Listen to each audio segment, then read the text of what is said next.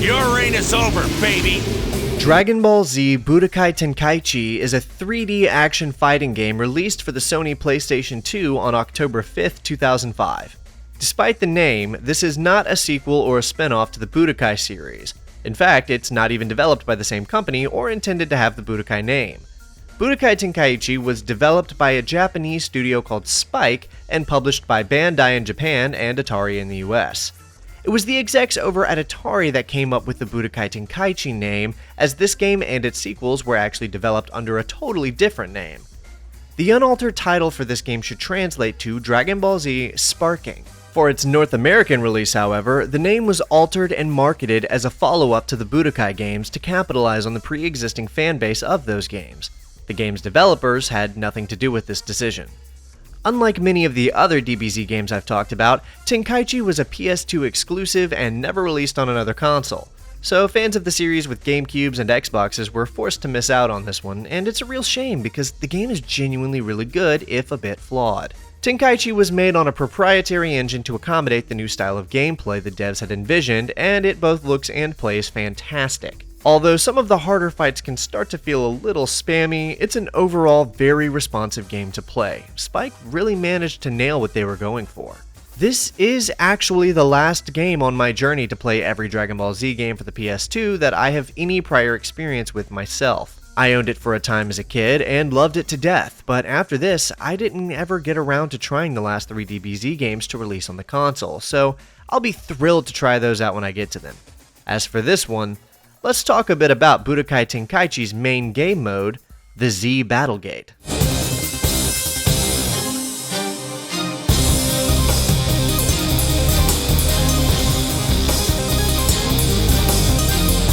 The Z Battlegate is Budokai Tenkaichi's story mode, and as we've come to expect, offers up a retelling of the anime's events, but with a few very interesting twists and additions. The concept here is that Shenron's memories have become lost, and in order to help him regain them, we have to go back and relive the fights of the past to show Shenron what happened. And so Mr. Popo leads us into a special area of the Lookout where we enter into the Memory Mind Palace of Shenron. I actually quite like how they've laid out the structure of these memories. As you'd expect, we have a series of distinct sagas to pick from, and each saga contains one or more of the fights we've seen from that event. Probably the most impressive thing about these sagas is just how many of them there are. I mean, of course we've got the usual Saiyan, Frieza, Android, and Buu sagas, which are all packed full of dozens of fights. But in addition to that, the game offers a bunch of smaller sagas to play with, including several based on the various Dragon Ball Z films, 2 based on the GT series, and then a few what-if sagas that let you play as the villains, not to mention a saga based on the original Dragon Ball. Although it's not quite what I'd call comprehensive, it's still insanely impressive how many characters and scenarios are available to play. We are missing a few cool scenarios and characters though, like Metacooler, Super Android 13, Lord Slug, and Omega Shenron, or Sen Shenron if you prefer. I like those characters a lot, but I'm only really disappointed that Android 13 wasn't included since that's actually one of my favorite DBZ films. It's hard to criticize the character roster of the game though, because like I said, it's still completely stacked. I mean, we've got characters from all 3 of the existing Dragon Ball series at the time, and most of the films, including BoJack Unbound and Fusion Reborn. And it's not just that these characters are included to play with, they all have their own dedicated sagas to play through, complete with unique voice acting for each one. So each of their respective source material is actually granted some kind of coverage.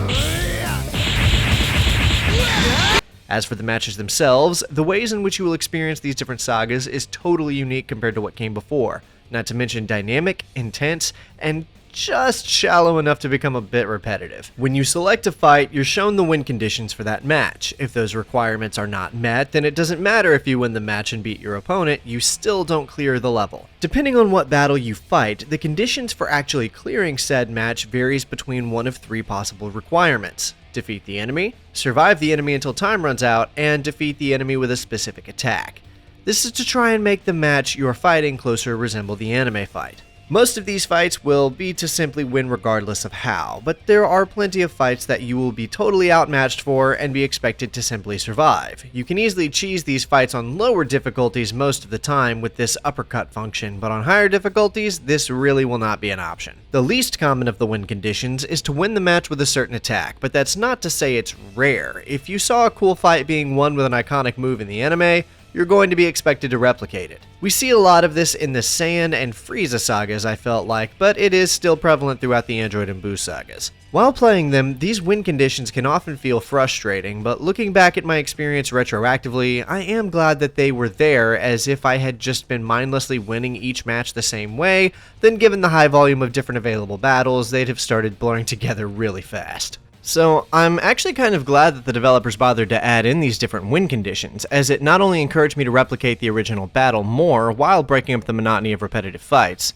it also kind of fit with this in-game idea of ensuring the fight was accurate to help Shenron's memories come back, which is the point of this after all. There is one enormous criticism on this whole system that I will make, however, and it has to do with what happens upon being defeated. When you lose a match, you're sent back to the Battle Gate menu and have to reselect the mission again to get back into the fight. Not only is this super unintuitive and annoying, it also feels poorly designed. So I would lose a fight, sit through a loading screen, get back to the menu, reselect the mission, sit through another loading screen, wait for the fight to start, and then get to try again. It's not the end of the world or anything, but on certain harder missions where I was losing repeatedly, it did start to become very old very fast. We've already seen what losing a fight should look like in the Budokai games, where upon defeat we'd get a menu with the option to simply restart the fight right there, avoiding loading screens altogether and keeping us in the zone, rather than repeatedly breaking us out of said zone every time we lose. I know it's a small nitpick, but in some of those later hard stages is when it really starts to sink in how frustrating it all is. Anyway, let's talk a bit about all of the available sagas we get to play with. Going back to the chronological beginning, Bardock finally gets his own saga, and it's not really like the movie, but we do get to have that Dodoria fight from the film, and then we go on to actually fight Frieza instead of Bardock just dying to him instantly. In fact, this saga ends with Bardock straight up winning the fight.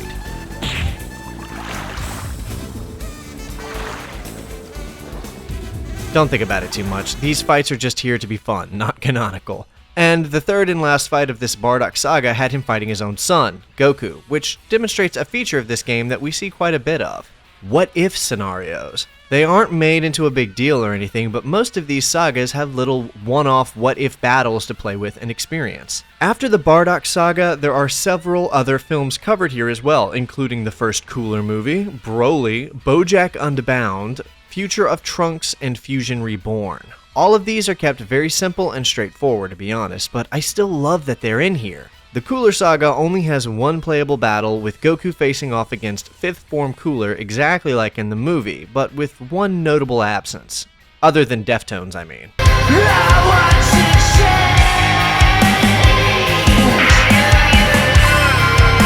We beat Cooler in Goku's base form instead of as a Super Saiyan, and this game doesn't let you transform from your base while in-game, so this feels like such an odd choice. You may as well just have him be in his Super Saiyan form right away, or at least give us another fight with Goku as a Super Saiyan, and make this first fight a survive until the time runs out mission. It's only a little frustrating because it feels like the developers put more effort into certain sagas over others, like the Cosmic Emperor What If saga and all of the subsequent sagas that let us play as villains. I like the idea of these way more than the execution, but I'll talk about those later. At first, I thought maybe they just didn't care about the Cooler films enough to really put the effort into it. I mean, letting us beat Cooler as base form Goku instead of just starting us as a Super Saiyan felt really odd. But then I was sure we were getting something more intense when we got to the Broly saga. I was anxious to get multiple stellar fights from the film like Trunks or Vegeta versus Broly. Even if those fights were pretty short, the game bothered to cover far shorter fights in the main sagas, so I figured, why not here? Well, as it turns out, that's not what we were getting from the film sagas. Not only does the Broly saga only feature one fight between Goku and Broly, it's not even in the appropriate map. If they were really only going to cover the Goku versus Broly fight, then they should have at least put it in the destroyed city, like in the movie. I have no idea why it's set on the islands like this. Again, I know these are tiny nitpicks, but let's be honest. By this point, you should have realized that this is what I do here on this channel. At least they put Goku in his Super Saiyan form. You're gonna pay! I'm gonna make sure you pay! Up next with the Bojack Saga, again, it's only one battle between Super Saiyan 2 Gohan and Bojack, and this one actually seems totally fine. We're on an appropriate map and everything. This is the exact map Broly should have been on too, by the way. Don't tell me that it would have made the matches too similar either. There's only 11 maps in this game reused across over 100 different battles in this Battle Gate mode. And this city map is one of the less frequently used maps, so using it for Broly and Bojack would have been fine. The Future Trunks Saga and Fusion Reborn sagas are handled totally fine though, no complaints there. Though you'll notice none of these have any cool what-if missions like the Bardock Saga. Then of course we have the main sagas to talk about, starting with the Saiyan Saga. By this point you know exactly how these stories go, so I'll just briefly touch on the unique aspects about them. One of the most notable aspects about the Saiyan Saga, for instance, is the sheer volume of fights they stuffed into it. If they had given the same comprehensive amount of detail to the other sagas and movies that they gave to this one, this game would have probably doubled in length. I mean, we fight Ozaru Gohan as Piccolo, we fight Piccolo as Gohan, we fight Cybermen, we fight Nappa as Krillin, and even Chaozu. We do their pre-Saiyan training on the lookout, fighting 4 different battles as each of the different characters, again, including Chaozu. I mean, if anything, this is honestly excessive. If a fight happened in the Saiyan Saga, you are going to play it here. At first, I loved this because I had this idea that this same mentality was going to be carried over to the other sagas, which of course was naive on my part given the total ridiculous amount of resources that would have taken to accomplish. I've heard that later games in this series actually did achieve that goal, but I haven't gotten to them yet. The Frieza Saga actually gives us one of our most amusing what-ifs, after the first few battles progressing as you would expect, but with the inclusion of smaller characters like Dodoria and Zarbon, which... Actually, let me just clear something up real quick. I've talked about wanting Dodoria, Zarbon, and Android 19 in these games for what I thought was a very obvious reason, but I've still gotten comments asking about why I would want useless characters like these in the games, and the answer is because I'm a Vegeta fan. Not including these characters is robbing Vegeta of his W's, and I can't stand for it. This game makes sure to include these characters so we can experience these W's ourselves, and it is exactly as satisfying as it damn well should be. Anyways, back to the what-if scenario included, you know how in the series Guldo is dispatched also by Vegeta? Well, of course the game still lets us have that fight, but it gives us a little something else. Chaozu versus Guldo. You know, since everyone was clamoring over themselves to watch these two fan-favorite telekinetic powerhouses battle it out. You really are disgusting, and your breath stinks! Gross! Other than that, it progresses exactly as expected, which is good actually because we get every notable battle from the series here without this saga overstaying its welcome, which got dangerously close to happening because there's over 20 battles in this saga and only one Namek map to host them all on. Getting into the Android Saga, from there we kick things off the right way, with the Trunks Mecha Frieza battle. And finally, I'm happy to announce that they actually took the time to program in Trunks using his sword for combos in combat. It's fantastic and I love it so much. Too bad this is the only mission in the Battle Gate where we use this Trunks variation. I'm also very happy to announce the inclusion of one of Vegeta's greatest W's.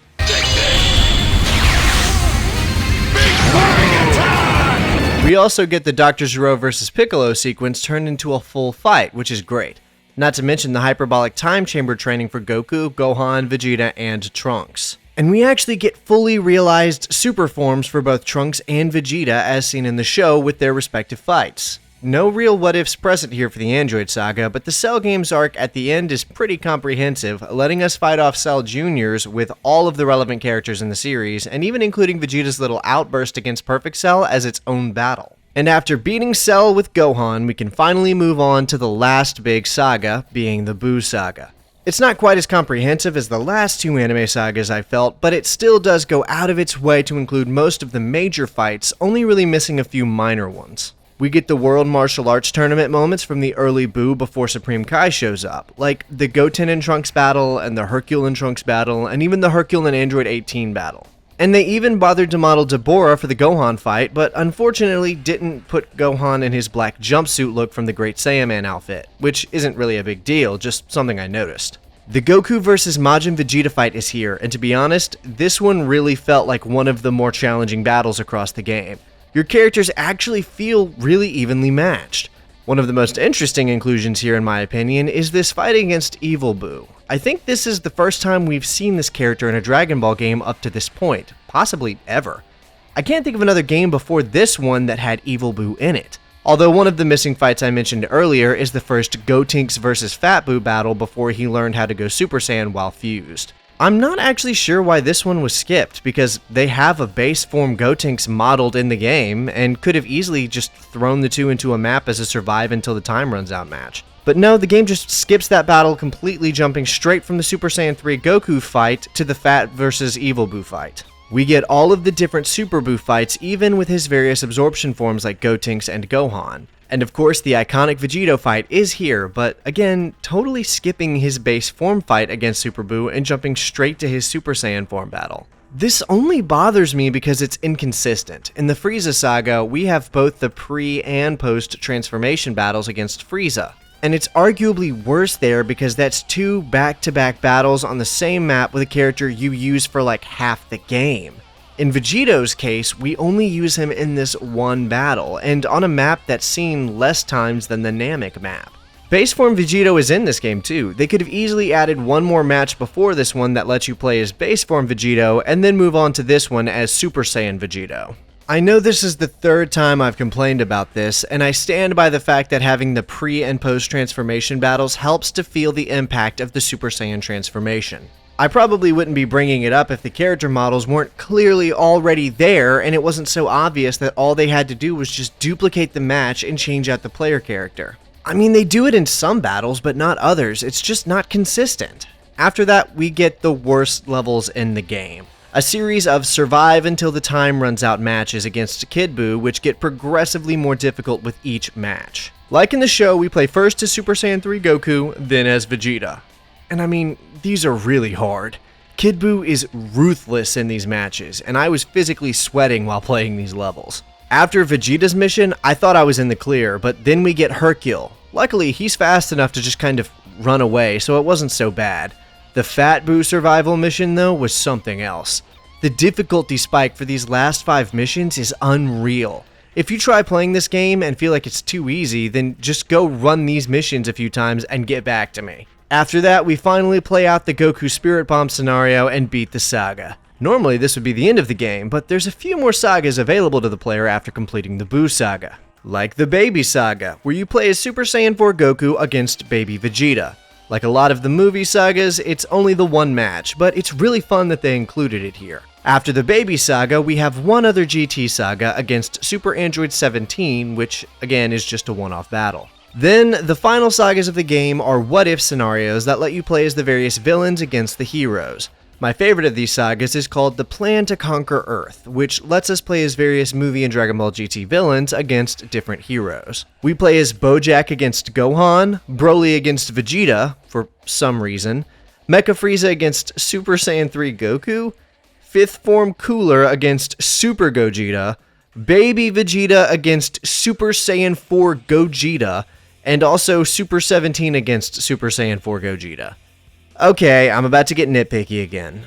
I know this is just a fun what-if scenario to let us play as villains, so I'm not actually taking it seriously, but part of the fun with these videos is the analysis part, so here I go. Bojack against Gohan is great, I love that. Broly against Vegeta is...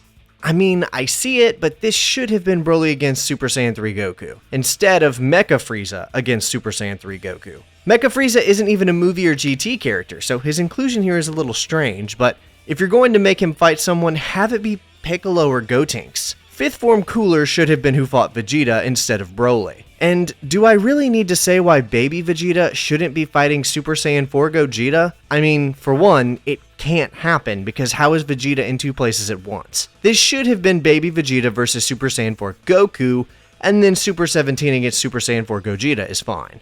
But like I said, it's just an extra saga for novelty's sake, so I wouldn't think about it beyond just analyzing it for fun like I'm doing now. And lastly, Frieza, Cell, and Buu, all 3 have their own distinct sagas where you play as them defeating the Z Fighters across their various iconic battles. These are also a neat idea, but by the time I got to them, I was kind of ready to just be done with the game, so replaying these fights from the opposite perspective wasn't really doing much for me. Oh yeah, and if you gather all of the Dragon Balls, you can wish for an extra extra hidden saga that lets you play through some of the iconic fights from the original Dragon Ball. What we're left with is a fantastic selection of characters and battles to play through, only really missing a few niche ones from the series and a few of the films. Although there is a huge amount of battles to play, that's really all there is to it. There's no attempt really at telling the story past a few short lines of dialogue before and after the match. Which is fine in my opinion, as it's more than enough to give the player an idea of what's going on in each saga. The division of said sagas also made it feel like we were entering into an iconic event every time we click on one, which was very cool. The only other thing to cover about the Battlegate mode is what we get for winning a match. After clearing each mission, the player is awarded with a variety of items they can use to customize their characters in other modes. I'll talk about that feature in the next section, but clearing matches in Z Battlegate is where we unlock a lot of the available items in the game. Lastly, just as with the Budokai games that came before, we can collect the 7 Dragon Balls in order to make a wish for something in-game. This time, however, we have to find them during our fights, which can actually feel kind of frustrating. But it's hardly the worst way to handle Dragon Ball collection we've seen.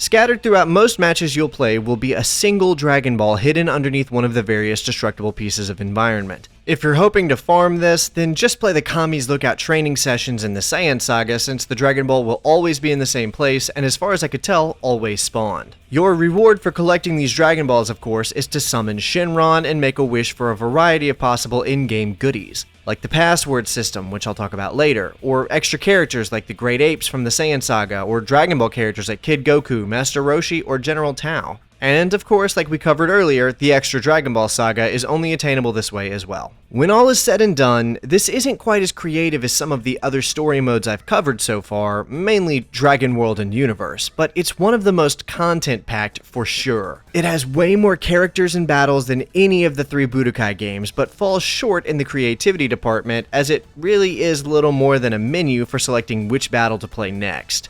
The whole Shenron memory restoration idea is cool, but it's still ultimately little more than a decorative theme for what is in actuality just a mission select screen. I still loved my time with it though, and was enamored with how many battles there were to play nearly the whole time I was going through it. With all it has to offer, I would call the Z Battlegate a formidable yet flawed option for enjoying the various sagas and stories of the Dragon Ball series.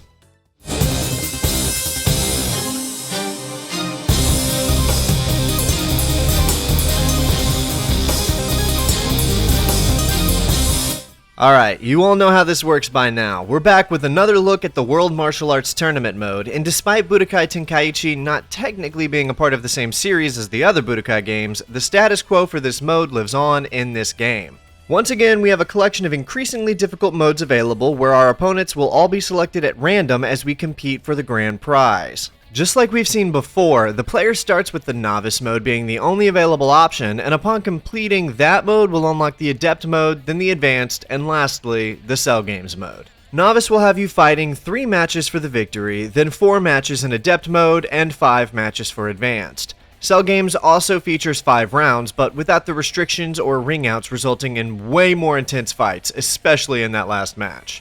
Due to the new style of gameplay seen here, a lot of the earlier matches can be absurdly easy. This is mainly because you'll be winning by ring out regardless of if you're even trying to.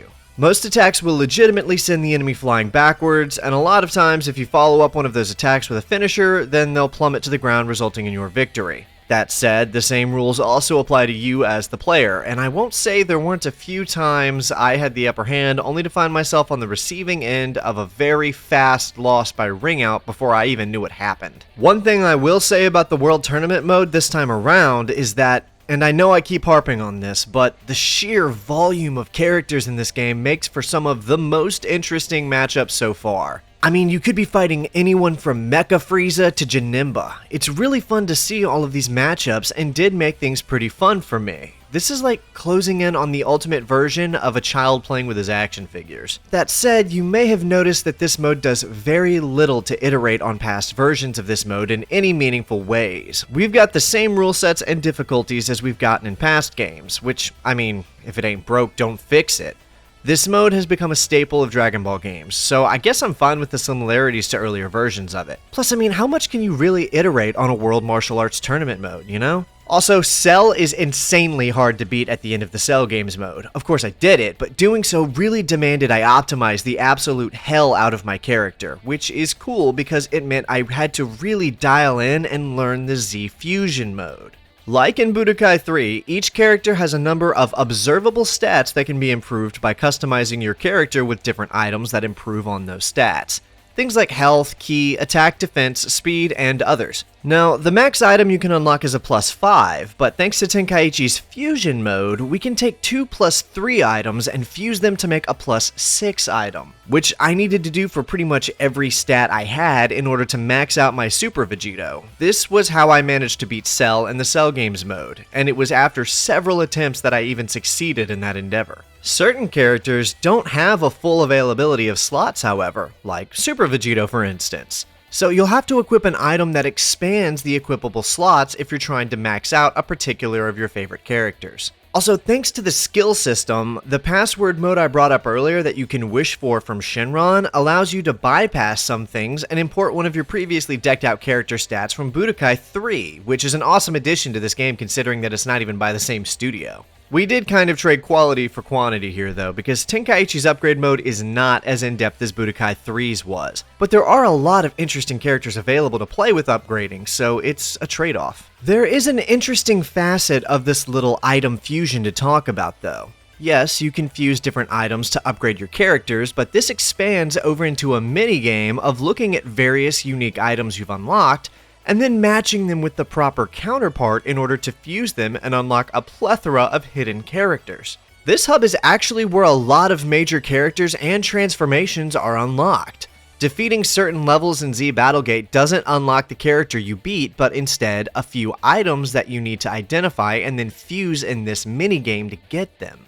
Most of the GT and movie characters have to be unlocked here by figuring out which items to fuse, and does require a pretty deep knowledge of the lore to deduce some of these, like fusing the item called People's Maliciousness with the Psych Ogre item. If you're not just guessing, then you would need to have either seen Fusion Reborn or have someone tell you that these two go together to unlock Janemba. Oh yeah, and this is how you unlock Great Saiyaman, because of course the developers can't help themselves but to include him. I don't actually mind this character, by the way, but at this point, I just feel obligated to mention him every time I see him. It's kind of a strange inclusion, but I was having fun with it, so I really approve of it altogether. As for the need to upgrade your characters, it's not just for the World Martial Arts Tournament mode. There's a secondary bonus mode to play with called the Ultimate Battle mode. We've actually seen something like this before in Budokai 3 with the Dragon Arena mode. This is a lot like that, featuring a ranking system and logging your win points as it gets progressively more challenging. It's a cool enough mode and makes a great way to let players test out the upgrades to their favorite characters while chasing a big victory by beating all 100 challengers. Occasionally, foes from higher ranks will challenge you and allow you to skip ranks to fight them, which, while this does speed up your pursuit of beating the mode, will force you to skip out on quite a few potential win points. Because one victory can potentially be a lot of win points if you score a perfect, win in under 60 seconds, and by utilizing a super finisher move to end the match. Altogether, if you score all of these, you can walk away with 6 win points for one match. But if you accept the challenge and skip straight to the higher rank, then you'll only be given 1 victory point per challenger skipped, and you can't even get the extra win points in your fight against the higher ranked opponent. Not to mention, you'll probably want to stack as many win points early on as you can for when things get harder later on. Honestly, this feels like what the Dragon Arena mode in Budokai 3 was trying to do, but done just better enough to give it the edge on that mode in my opinion.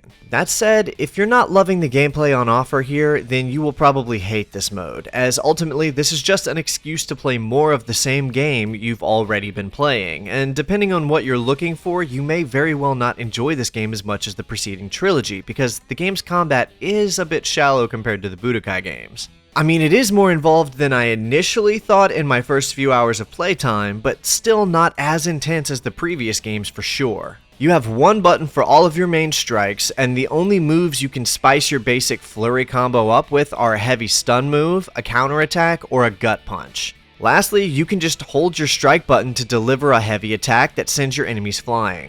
All of the skill here comes from balancing when to pepper in the aforementioned attacks into your flurry, and on higher difficulties in mastering the blocking and counterattack moves.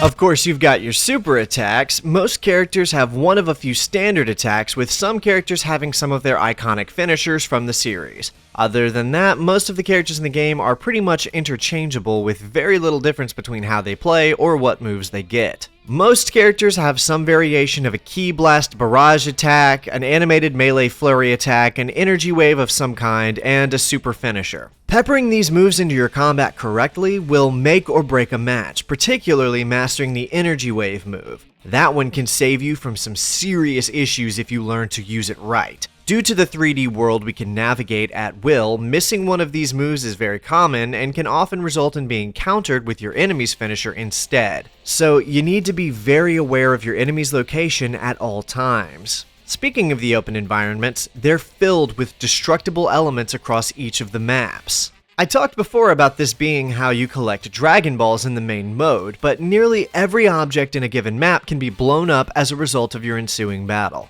Landing a heavy attack that sends an enemy flying straight through a building and causing it to collapse is a level of cinematic immersion that no other Dragon Ball game has delivered up to this point. Because something like this happening is dynamic and just kind of happens during the matches, some matches can wind up feeling far more climactic than others. All in all, I think it's very clear that no matter how you look at it, this game has a lot to offer for Dragon Ball fans.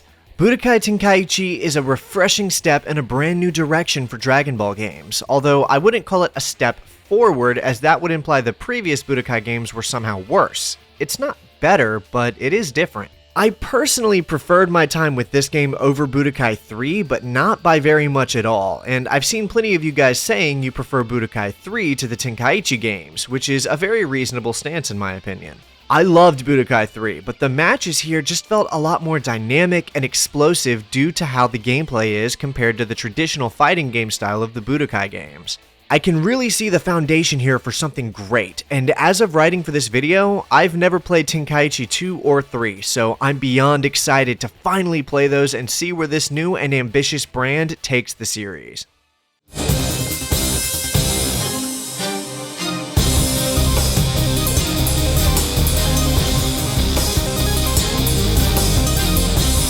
Budokai Tenkaichi was one of those old PS2 games I can remember pouring hours and hours into, just due to how much I loved the anime and how badly I wanted to spend more time invested in the world. From the gameplay to the characters, I was frequently bouncing back and forth between this game and the third Budokai game. They were my go-to games for Dragon Ball content for a while, until I ended up falling out of touch with the series for a while. Which is why I didn't end up playing any of the following PS2 releases, like Tenkaichi 2 or 3. But I really did love this one as a kid, and it's obvious why. I mean, the game is awesome, and clearly trying to deliver a massive Dragon Ball experience for fans to get lost in for a while. I mean, come on, the level of love the devs have for the series is obvious from the start, and I mean that literally, as they ended up making one of the most iconic intros to a Dragon Ball game to date.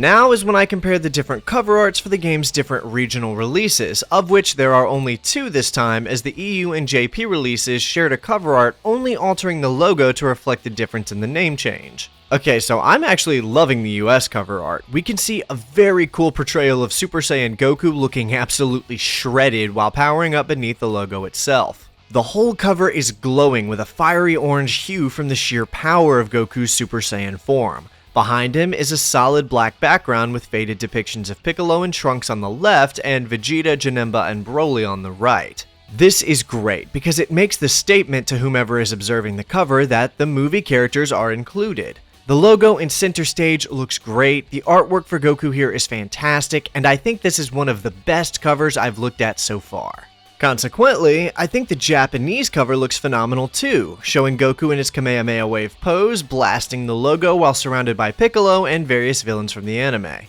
I say various villains because including Majin Vegeta in this iconic pose from the series is very clearly showing him in one of his antagonist states. I like this one a lot too, with all of the main villains on full display and some great artwork. However, this one is a little bit too busy for my tastes, as it's so covered in various effects and noise that it's harder to make out exactly what's going on, not to mention that the logo is a little smaller and less legible than the US cover. Taking those things into account, along with the lack of movie villain portrayal, leads me to say that I prefer the US cover to the Japanese one, but it's a close call, and both covers are awesome.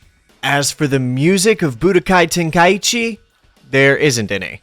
Not to say that the game features no music while playing, but rather that no music was composed for the game itself. The Japanese release did not feature original music, opting instead to simply use the music from the anime and the game itself, which is a really cool idea, but obviously would not have the same impact on US audiences as most of us had never heard the Japanese music before. And since Atari didn't want to, or perhaps could not, utilize the Faulkner music from the US Funimation dubs, they just grabbed the music from the Budokai games and reused it for this game too, contributing even further to their marketing idea of selling this game as a continuation of the Budokai games, even though it really wasn't. The Japanese title, Sparking, is actually a reference to lyrics from the song Chala Head Chala, used as the first Japanese opening of the anime, and since many American fans weren't familiar with this song, its significance probably would have been lost at the time. So, most of the soundtrack here should sound really familiar to you if you've played the other games in the Budokai series. Upon release, Budokai Tenkaichi was received fairly well overall, showing a current Metacritic of 72, which is pretty good considering some of the lower scores we've seen on these games so far. Some reviewers were quite fond of the game, like IGN giving it an 8.2 and GameSpot giving it a 7. Then you've got some sites that really didn't like it, such as Eurogamer with a 4 out of 10, which I think that score alone is part of what is dragging the Metacritic down so much. The biggest point of criticism for the game seems to stem from its controls, with many feeling the game to be convoluted and overly complicated to learn. Which I don't think is really true, but I mean, game journalists, what are you gonna do? As for me, I think I've made my own thoughts about the game quite clear by this point. I loved playing through it, and although I did end up running into a technical issue early on in my playthrough that caused me to lose my progress and have to replay the Saiyan Saga 3 times and the Frieza Saga twice, which did sour the experience at first, I did end up getting over it and having a really great time. Dragon Ball Z Budokai Tenkaichi is an ambitious and exciting adaptation of the Dragon Ball series, managing to deliver a nearly comprehensive playthrough of the anime's biggest moments.